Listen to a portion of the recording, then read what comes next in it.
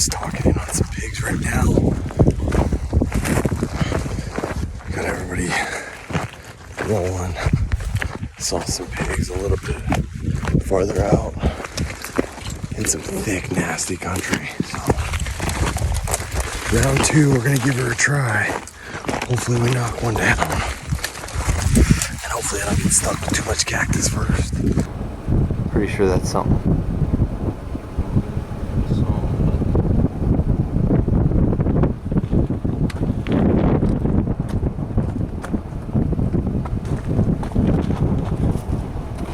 Oh yeah, that's them, Gary. You see what I'm talking about? I think so. So we just located the group of Javelina that split off from Matt's group, and there's like 5 or 6 of them in there, and so we're getting on them right now. Gary's just getting set up.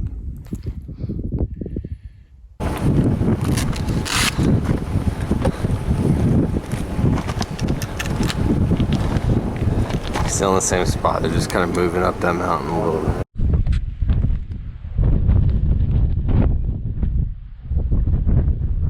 I see them walking.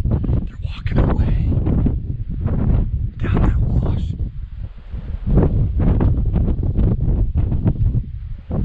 You see them? They're gonna come out.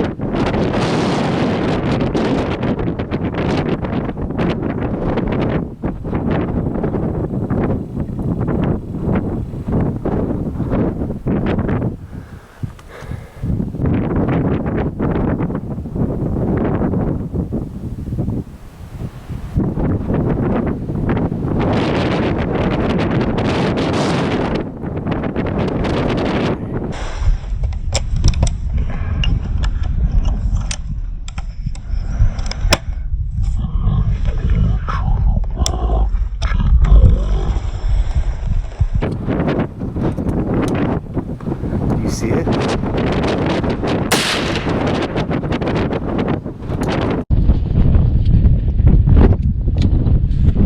see it?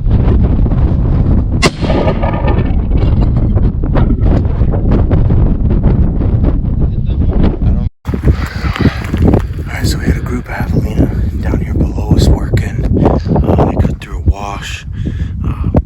They popped out. I got one right out in the open, and I was able to make a clean shot, about 115 yards, and it was just finally was able to make it happen. Had a good still shot and made things work, and yeah, it was awesome. The hunting with a pistol like this is a challenge out here in the West. It's not sitting in a deer stand or blind.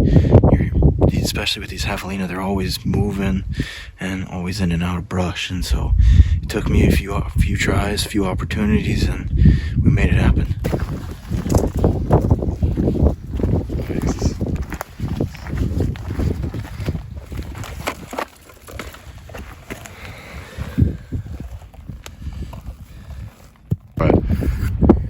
Alright, so what we're going to do here now is we're just going to gut them out just to get them cooled off and get the guts out, so nothing spoils. Get them in the pack them back to the truck, and we'll worry about doing the trophy skinning here a little bit later on today. What kind of knife are you using there? I'm using a Benchmade. It's real lightweight, holds a real good edge, and it's not more than what you need, so it's like it's nothing in your pack. Just like a nice sharp edge when I do this. Helps me from making cuts too deep.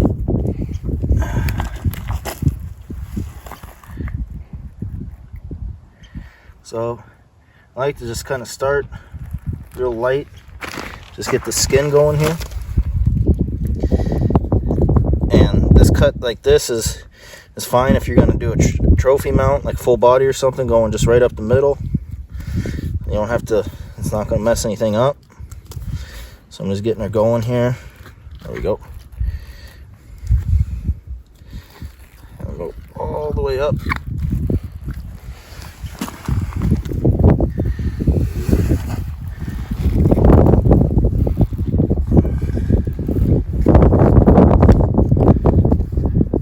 Broke a leg on this one.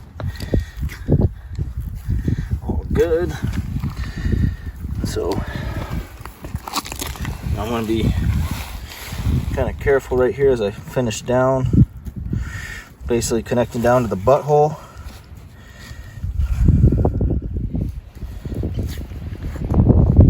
Be careful not to get any guts.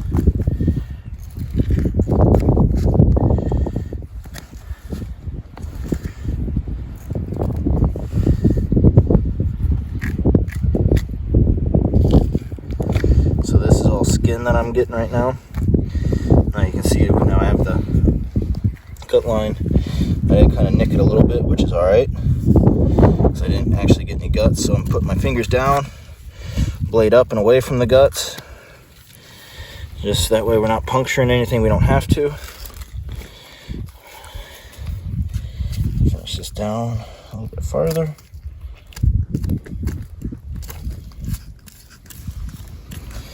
Okay. Now from this point on, be able to just kind of roll out here.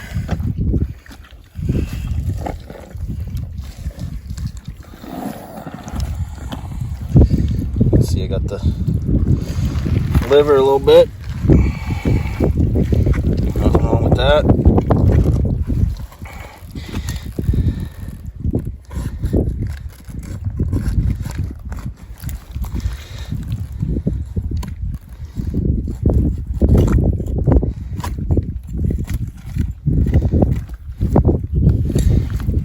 Just kind of work it loose and roll it out.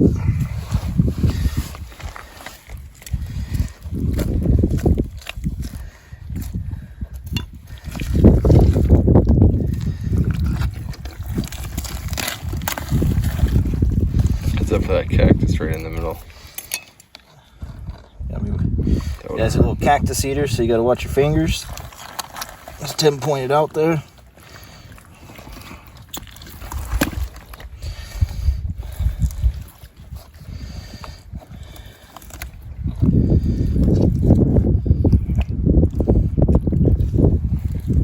All right, and so I got all the nasty stuff out, so I'm going to work a little bit further up and get the heart and lungs, which isn't going to spoil anything. And this Javelina, you can cut the rib cage. A little bit of effort, kind of give yourself a little bit more room to work with in there.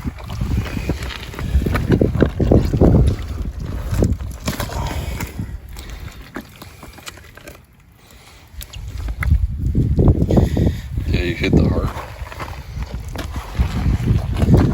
Yeah, heart's obliterated.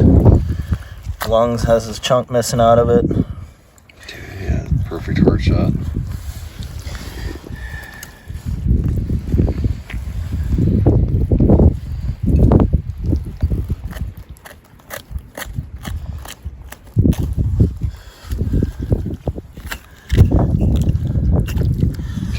We got a fully gutted Javelina here. I'm just gonna hold it up and get some of the blood out. And this one's ready to go. Gary just showed us a great tutorial about how to gut a Javelina while you're in the field. Sometimes you're not in the right situation to actually quarter it out or do anything like that. It's too dirty or it's just hot or whatever it is. Gutting it is a very necessary thing to do, especially with these Javelina. You can do it real quick, cools the meat off, and it makes them very easy to pack, and that way they don't get too bloated and you don't have the intestines. If there's any kind of intestinal damage, the intestines don't sour and affect any of the meat. So yeah, next step is Gary's just going to get it ready and put it in his pack, and we're going to hike all the rest of the gear back to the vehicle and work on the finer stuff at camp. You know, we like to have a little bit more just control and sanitary environment, like tarps or tables where we can actually really work in getting the meat out precisely and properly. So Gary's just gonna pack it up. One thing that we do, a good tip is that always have like a heavy duty contractor garbage bag with you when you're Javelina hunting, because they're just about the right size to throw these guys in there, and it keeps your bag from getting too bloody or too stinky. Like I said, with an intestine shot or some kind of gut shot, it can really stink, and it doesn't matter what animal you're talking about. But with these specifically, you don't want to just throw them in your bag all bloody and nasty. So pro tip, throw a big contractor garbage bag in there. It helps keep everything nice and clean, and yeah, it acts like a game bag a little bit. Obviously the heat's going to maintain, but we're not going to leave it in the garbage bag for too long of a period of time. We're just going to keep it clean, get it right back. It's already airing out a little bit, and then we're going to roll. Gary likes to use sheets. I like to use pillowcases. Pillowcases, I mean. They're considerably cheaper and exactly the same thing, and a lot of times actually more durable. I'm not represented by any game bag company, so it doesn't hurt my feelings to do this. And plus I like the patterns. They're nice and festive.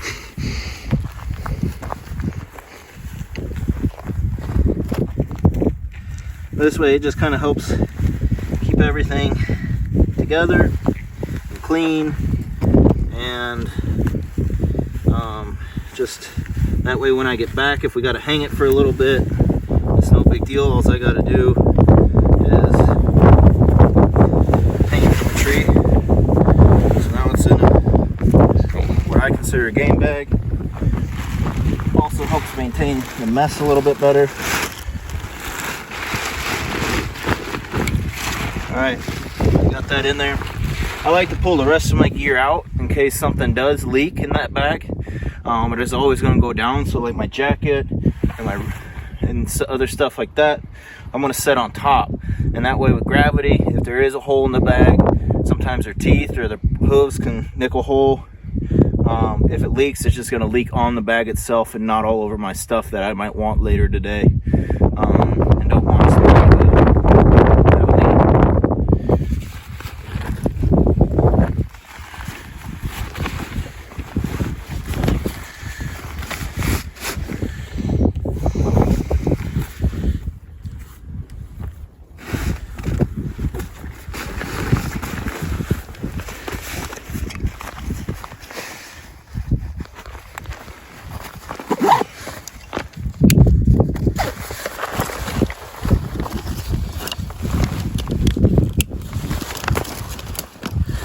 There you go. I got everything in here.